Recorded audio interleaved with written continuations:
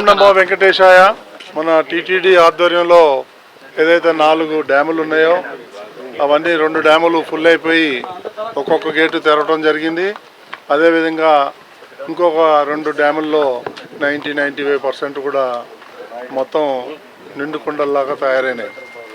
ఇవి మనకు తిరుమలకి కావాల్సినటువంటి నీరు ఏదైతే ఉందో రోజుకి 50 లక్షల గ్యాలన్లో 25 లక్షల గ్యాలన్లు మనకి కళ్యాణి డ్యామ్ నుంచి వస్తే మిగిలిన 25 లక్షల డ్యాములు వాటర్ ఈ 4 డ్యాముల నుంచి వస్తుంది.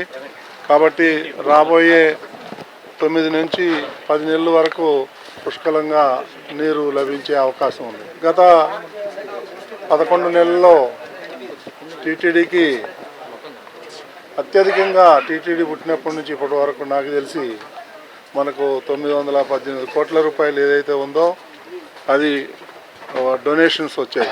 అదేవిధంగా ఇప్పుడు చూసినట్లయితే నిండుకుండలాగా ప్రాజెక్టులన్నీ కూడా నిండుకున్నాయి.